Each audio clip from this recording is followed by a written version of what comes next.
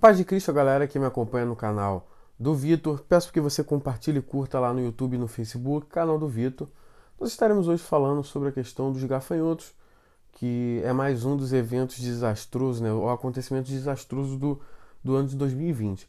E alguns teólogos eu vi comentando que não existe nenhuma relação ou versículo na Bíblia que fale do gafanhoto como um sinal da volta de Jesus ou sinal do fim dos tempos. Só vai aparecer o gafanhoto lá em Apocalipse, mas ali é um símbolo, o gafanhoto como símbolo de demônios, e ali são gafanhotos que apareceram.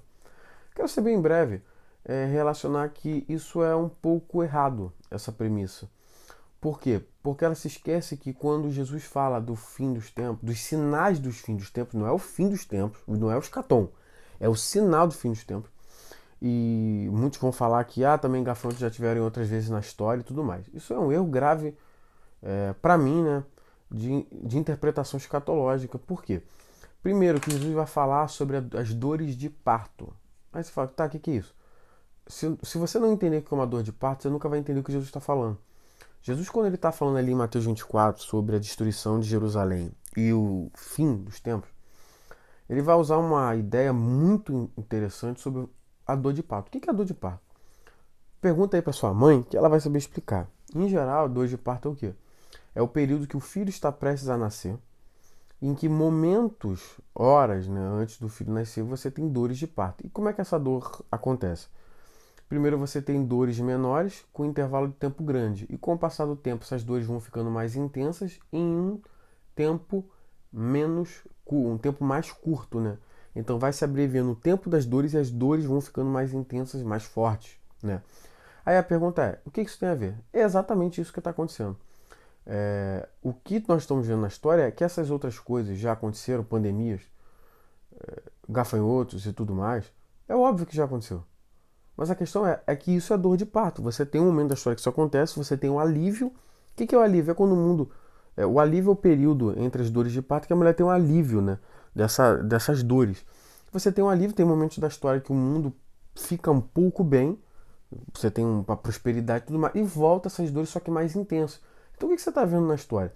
É que as coisas estão se intensificando num espaço de tempo mais curto.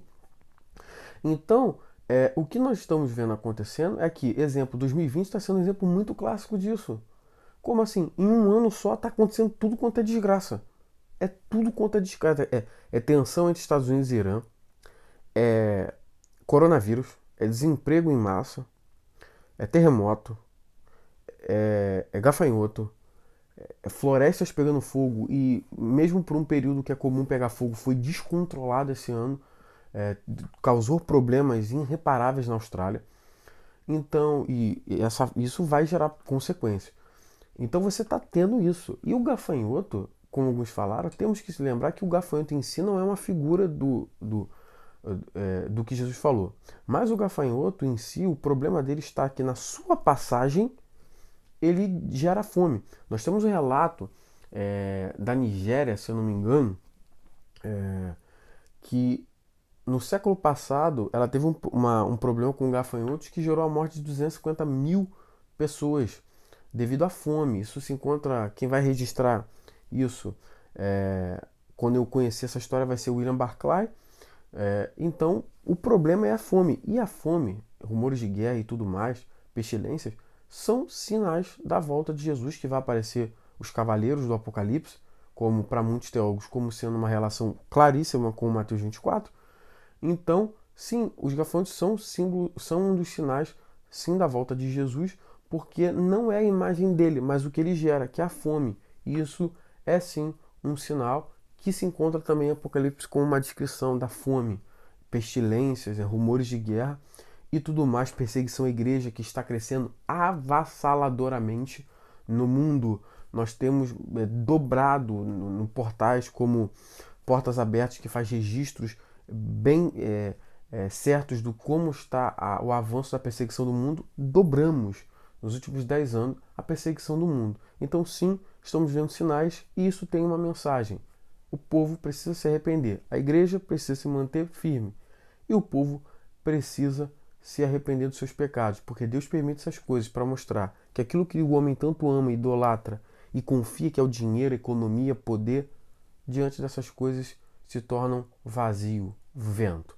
Que Deus nos abençoe, curte e compartilha, ajuda o nosso trabalho.